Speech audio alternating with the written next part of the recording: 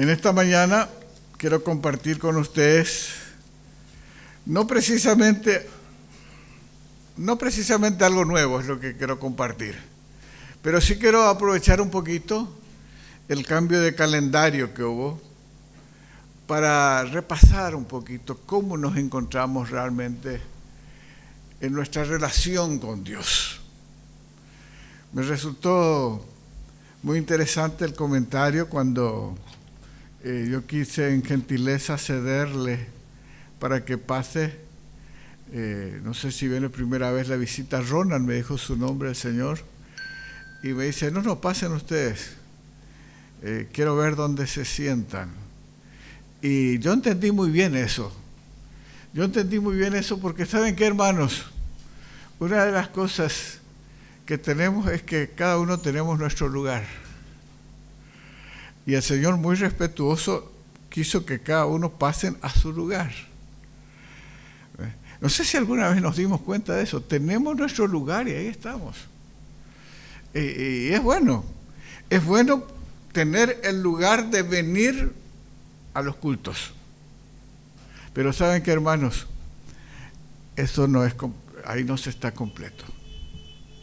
No venir a los cultos, sabemos que es el pecado, el ejemplo de pecado voluntario es no congregarse. Creo que alguna vez hemos compartido, y si no, yo sé que ustedes comparten mucho de la palabra de Dios. Siempre admiro al hermano, al pastor que lleva a esta congregación, por la forma en que lo maneja. Yo sé que ustedes están extendiéndose por toda la Biblia. En el libro de Hebreos está hablando del pecado voluntario, no congregarse. Pero ese es el primer paso. ¿Cuál es el otro paso? Y vivir la palabra. Es vivir la palabra. Es vivir la santidad a la cual el Señor nos llama a vivir. Y sobre ese tema quiero mostrar un poquito algunas cositas. Cuando Jesús está a punto, vamos al libro de San Juan, cuando Jesús está dando la última enseñanza, podríamos decir, aquella noche en que Él iba a consagrar, a entregar su vida para morir y pagar nuestros pecados, despidiéndose de sus discípulos, los capítulos 14, 15 y 16 que son hermosos. Pero vamos a detenernos en una palabra, versículo 27, 14, 27. La paz os dejo, mi paz os doy. Yo no la doy como el mundo la da. No se turbe vuestro corazón ni tenga miedo. ¿Qué es lo que el Señor quiere que tengamos? Que tengamos paz, que vivamos en paz. ¿Y qué es lo que Satanás quiere?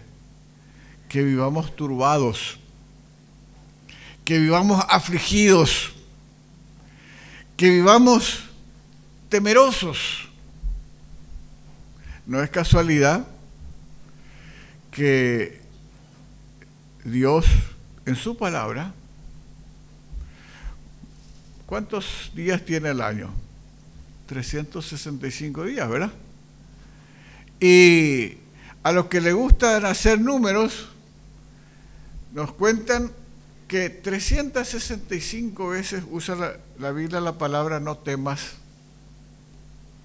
no tener temor. Qué interesante. Es como que Dios nos está recordando cada día que nos vivamos en temor. Pero ¿cómo no vivir temor?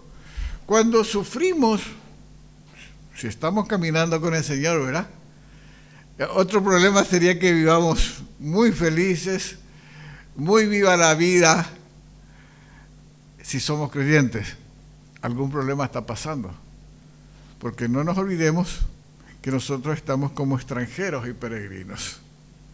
Y que Satanás es el que vino para hurtar, para matar y para destruir.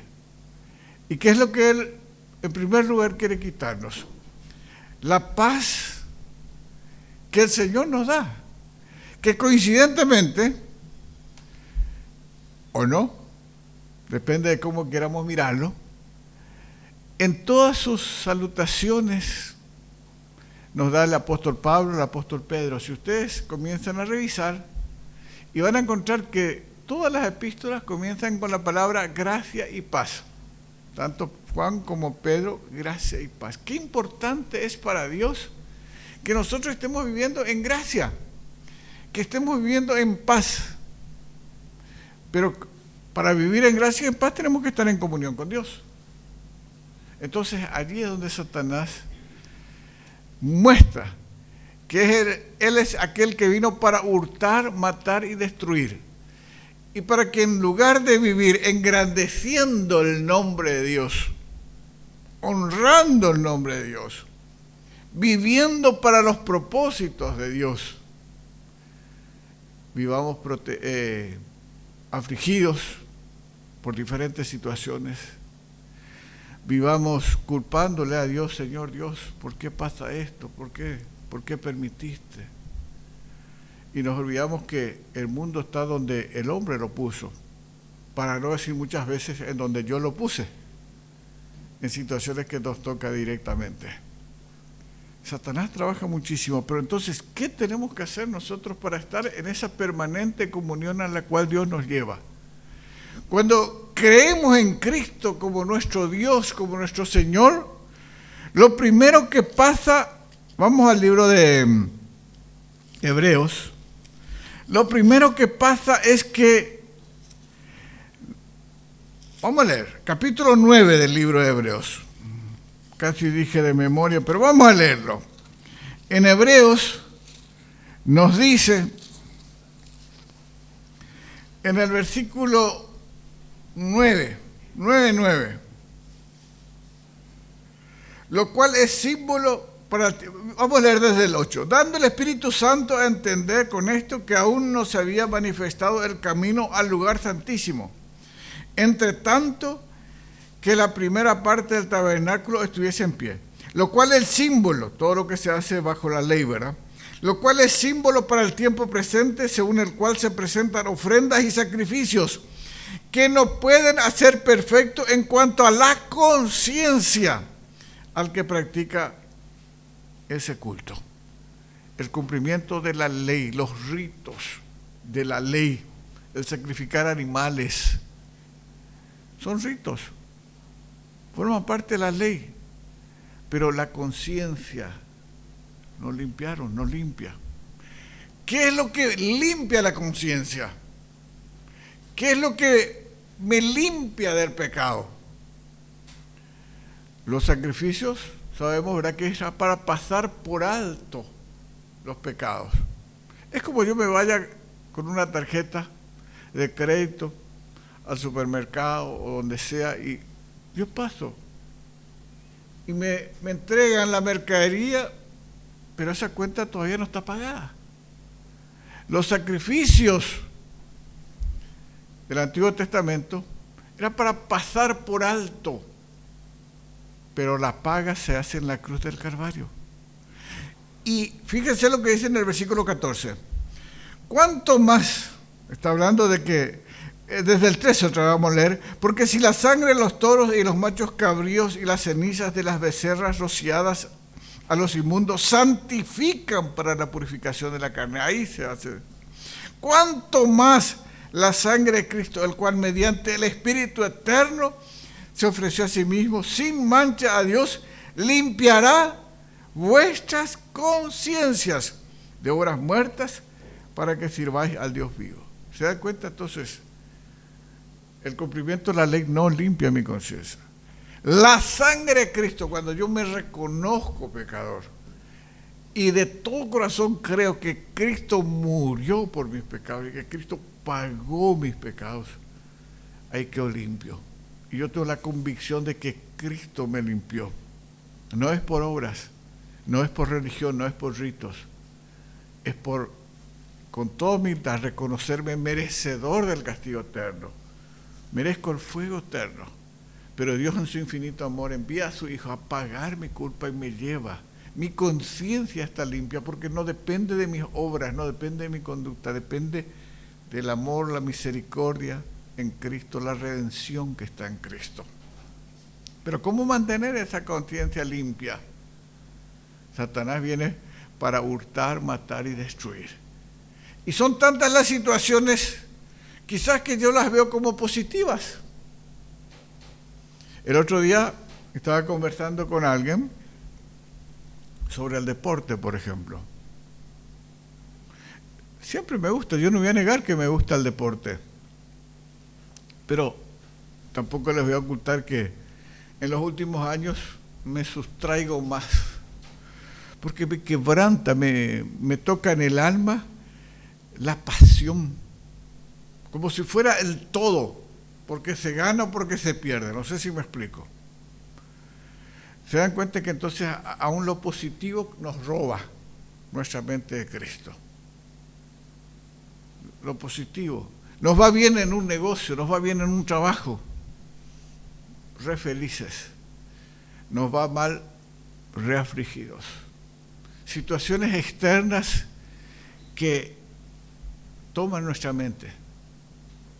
Entonces, ¿qué es lo que el Señor nos dice? ¿A qué nos llama el Señor? Para que no nos encontremos con aquello. Siendo que Dios nos da algo tan maravilloso. Nos entrega su palabra. Y en su palabra, vamos a ir. Vamos a tomarnos quizá un poquitito más del tiempo. Y vamos a 1 Corintios, en el capítulo 2. 1 Corintios, capítulo 2. Nos dice,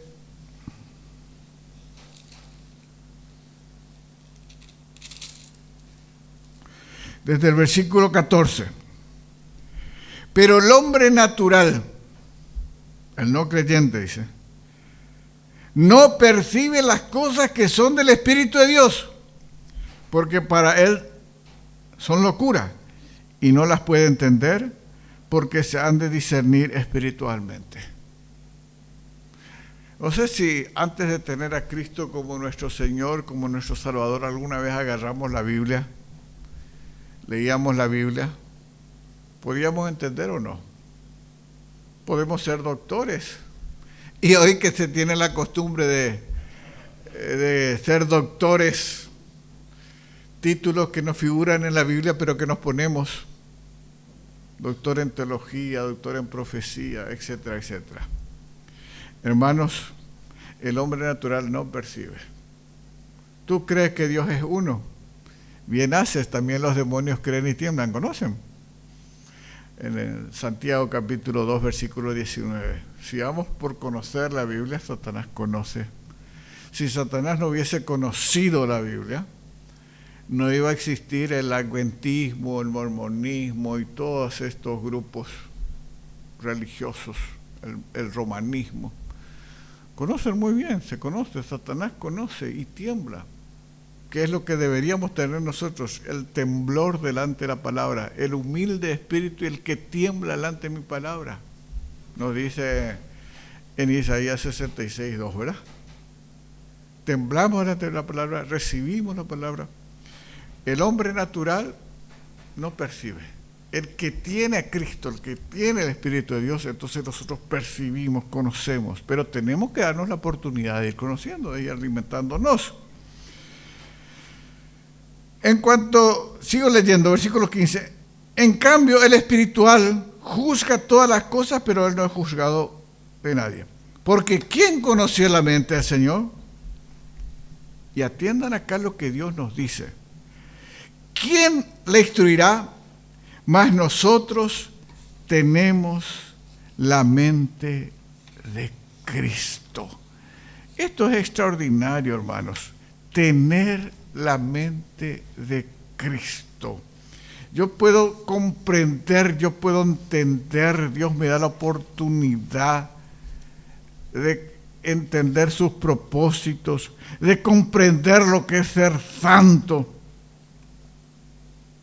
Y al comprender los propósitos de Dios, al entender la deidad de Dios, yo tengo la mente de Cristo. Hechura suya, creado en Cristo Jesús, sabemos de memoria, ¿verdad? Imitadores de Dios, sabemos de memoria. Pero ¿cómo lo podemos llevar a la práctica? Dios me da su propia mente. Dios pone a disposición su mente. Y teniendo yo la mente de Cristo, yo veo todo muy diferente. Yo veo todo muy diferente. Caminar con Jesucristo, entendiendo, teniendo su mente, yo veo las cosas con claridad. Aún los sufrimientos, los padecimientos, las dificultades. Yo puedo entender si yo estoy sufriendo porque necesito reencauzar algo, porque yo entiendo, conozco la mente de Cristo. O yo estoy siendo pulido para ser presentado como oro puro. ¿Se acuerdan? Una predicación anterior, es necesario que esto suceda, hablando de los acontecimientos finales. ¿Y por qué es necesario que esto suceda? Porque lo que había mencionado el hermano en el estudio, que está en Pedro, ¿verdad? Que comienza por la casa del Señor. Comienza por la casa del Señor. Nosotros debemos estar limpios para encontrarnos con el Señor. El Señor nos llama en cualquier momento y muchas veces entonces el Señor está usando esas cosas para pulirnos. ¿Y quién va a saber si aquella situación está cayendo sobre uno porque está viviendo fuera de la voluntad de Dios y está viviendo un castigo? Porque Dios es castigo, Dios es limpio, Dios es santo y disciplina al que toma por hijo, ¿verdad? ¿Cuál es el padre que no disciplina? Hablando del libro de Hebreos, ¿verdad? Dios disciplina, pero disciplina en amor y por amor para reencauzarnos. Pero ¿quién puede saber eso? O si sencillamente me está puliendo para que yo me despoje de peso y de pecado y prosiga al blanco. Hermanos, vivimos en una naturaleza. El Señor redimió nuestra alma, nuestro espíritu, pero seguimos viviendo en este cuerpo de naturaleza caída. Entonces tenemos que estar siempre expectantes. Miserable de mí, ¿quién me librará de este cuerpo de muerte? ¿Quién dijo eso? En el libro de Romanos encontramos aquel hombre que Dios llevó al tercer cielo para entregarle la doctrina de la iglesia. Sabemos quién fue, ¿verdad? El apóstol Pablo. Dios le llevó al cielo para entregarle la doctrina de la iglesia. Por eso es que Pablo nos escribe las epístolas que hablan de la conducta de la iglesia. ¿Y qué dice Pablo? Miserable de mí, ¿quién me librará de este cuerpo de muerte? Él estaba molesto consigo mismo porque queriendo el bien, yo creo que varios de ustedes conocen de memoria, ¿verdad? Romanos capítulo 7, queriendo yo hacer el bien, encuentro que hay en mí otra ley. La ley del pecado, porque yo sigo viviendo en este cuerpo de naturaleza caída. Y este cuerpo del polvo fue tomado y al polvo volverá. Para la eternidad Dios me tiene preparado otro cuerpo. Este cuerpo es de corrupción, Dios me tiene preparado un cuerpo de incorrupción. Este es un cuerpo de vergüenza, Dios me tiene preparado un cuerpo de honra. Entonces, yo tengo que llenarme de la palabra de Dios. Dios me da su mente. Pero hermanos, yo tengo que estar en el Señor. ¿Saben cuál es otro error grande que cometemos? Creemos que estar cerca de Dios es lo ideal. Y ustedes saben que esa es una estrategia del diablo. No van a encontrar un versículo donde dice Dios nos llama a estar cerca de Él. ¿Qué estás diciendo? Me van a decir, ¿verdad? Dios no nos llama a estar cerca de Él. Vamos a mirar en Romanos, ya que hablamos un poquito de Romanos capítulo 8. Y después vamos a mantenernos más allá por Romanos también, para que no se nos vaya demasiado la hora. Vamos a Romanos. Nos dice en el capítulo 8, ahora pues, ninguna condenación hay para los que están, ¿me están acompañando? No dice cerca de. En el Señor en mi vida, en mi corazón. No es la misma cosa estar cerca de. A veces nosotros pensamos que el satanismo está justamente en los cultos satánicos, en el ateísmo. No, no es cierto. ¿Cuál fue el propósito de Satanás? Ser Dios. A él le interesan los templos, a él le interesan las religiones, a él le interesa que estemos ahí cerca. Y está muy feliz cuando estamos cerca porque creemos que estamos bien. Pero no es eso, tenemos que estar en el Señor. Yo muero en mi naturaleza anterior, renuncio a mí mismo, tomo la cruz de Cristo. ¿Cuál es la cruz de Cristo? La cruz soy yo, el problema soy yo. El enemigo número uno soy yo. Mi naturaleza que va a buscar siempre lo suyo. Nos cuesta tanto negarlo a nosotros mismos. Yo mismo como pastor, es lindo predicar, es lindo tomar la Biblia, pero Dios sabe, Dios es testigo. Si hay un día que siempre me despierto, tomando siempre los domingos como el tiempo del culto, el tiempo en que yo madrugo y estoy orando por mí mismo, pidiéndole a Dios que me muestre aquello que tengo que limpiarme para poder venir a compartir con ustedes, para que el Espíritu Santo me use. Porque repito, mis palabras van a llegar hasta el oído de ustedes. Pero ¿quién es el que tiene que tocar el corazón, el alma de todos? De los aquí presentes y los que después ven también por la filmación. Es el Espíritu Santo. ¿Y a quién le sirve ser impactados por la verborragia del predicador? Que es lo que muchas veces pasa. Ese predicador sabe predicar, tiene oratoria, qué impactante, cómo sabe hablar. ¿Ustedes saben que Pablo era tartamudo? Pablo era tosco de hablar. Pedro y Juan eran analfabetos, y está en la Biblia. Hermanos, hablemos solamente la palabra de Dios y que la palabra de Dios toque nuestros corazones. Entonces, para que podamos vivir de esa forma, ya que estamos ahí en Romanos, vamos al capítulo 12. Romanos capítulo 12, para vivir de esa forma, ¿qué vamos a hacer?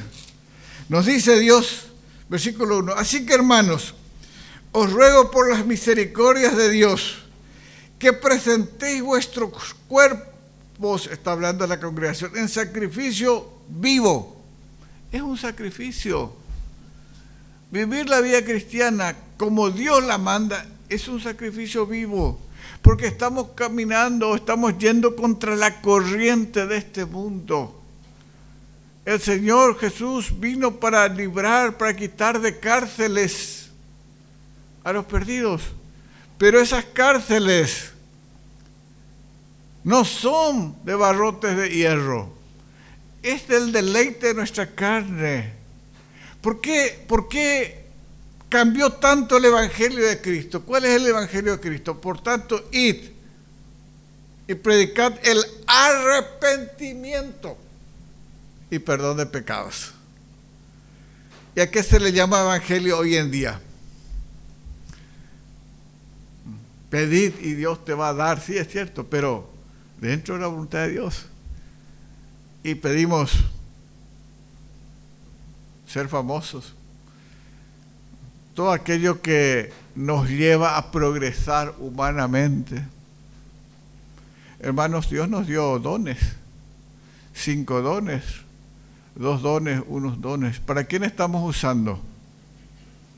¿Para Dios ser grande entre los hombres? ¿O para la gloria de Dios, para los propósitos de Dios? Dios puso un propósito para el hombre, señorear sobre su creación. Yo me humillo como siervo. Dios me puso para señorear sobre su creación. Individualmente, Dios nos da dones. El Salmo 139, creo que lo habíamos mencionado también en alguna otra ocasión. El Salmo 139 están los dones que cada uno recibe. Dios hace un manual. y nos da dones para servirle al Señor.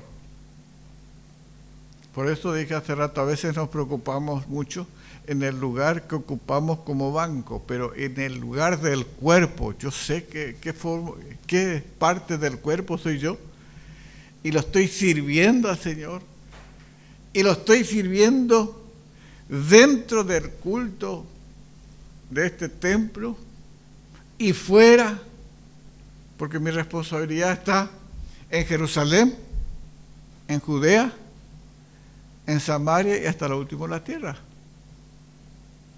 Y si yo realmente vivo dentro de la voluntad del Señor, después vamos a ver algo que nos va a sorprender. Pero vamos a seguir mirando por ahora.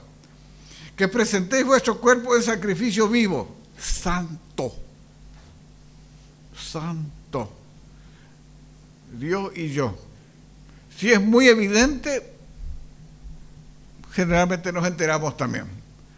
Pero lo más probable es que no nos enteremos si uno está viviendo o no en completa santidad. Pero uno lo sabe. Santo, agradable a Dios, que es vuestro culto racional. No os conforméis a este siglo, sino transformaos, acá está, por medio de la renovación de vuestro entendimiento, para que comprobéis cuál sea la buena voluntad de Dios, agradable y perfecta. Yo debo cuidar mi mente. Debo cuidar mi mente. Y ustedes se dieron cuenta que cada vez la gente está más idiotizada. Uno está admirado realmente. Los que tenemos un poco más de edad, nos admiramos de cómo está este mundo de las cosas. Nos alarmamos el tema de la pandemia que nos vino en el 2000. Terror por la pandemia. Tanto terror que todos caímos en la idiotez de creer en aquel circo que se armó, ¿verdad? Y en donde, aparte de engañarnos a todos nosotros, ¿qué hicieron? Se le metió a la juventud, separados de todo, con este aparatito, las 24 horas y de noche también, dirían los políticos. ¿Y qué pasa con nuestra juventud hoy en día? No hay razonamiento, no se piensa. Y hermanos, la propia iglesia, estamos viendo el cumplimiento de profecías antiguas que nos muestran que estamos viviendo en los últimos tiempos. Pero no nos alarmamos porque viene una peste y no nos alarmamos porque está a punto de tocar trompeta para subirnos junto al Señor. ¿Y cuántos familiares quedarían? ¿Cuántas personas quedarían? No nos preocupamos siquiera de cómo está nuestra casa. Y acá les quiero decir otra cosa. ¿Quién conoce de memoria cuando Pablo y Silvano estaban cantando, después de darles una garroteada allá en Filipo, después lo tiraron y vino un terremoto grande? Hechos capítulo 16. Vamos a mirar un ratito, ¿sí? Para ir terminando ya, hermanos, no quiero alargar demasiado. Para ir terminando ya. ¿Hasta qué punto podemos y debemos transformar y el privilegio que tenemos, el privilegio único que tenemos cuando transformamos nuestra mente y es una mente limpia, santa, agradable a Dios? Hechos 16, 30 y 31. Vino un terremoto grande, se cayó todo el carcelero, se iba a suicidar, se iba a quitar la vida, porque de esa forma se le cobraba al que se le escapaba un preso, ¿verdad? Y sacándole, le dijo, no te hagas daño, nosotros estamos acá, estamos todos. Entonces dice que él entró y temblando se postró a los pies de Pablo y de Silas y le dijo, versículo 30, y sacándole les dijo, señores, ¿qué debo hacer para ser salvo? Ahí el carcelero que estaba escuchando los himnos que ellos cantaban, dice que le garrotearon y por lo que vemos después, estaban todos sangrando porque él después le quitó y después le curó. Pero ellos no estaban pobrecitos y Señor, ¿por qué es lo que nos pasó esto? Si nosotros lo único que estábamos haciendo era predicar tu palabra y nos garrotearon, acá estamos todos sangrando, inclusive nos engrillaron otra vez. No, nada, ellos estaban cantando, alabando el nombre del Señor, tomando todo como propósito de Dios, voluntad de Dios,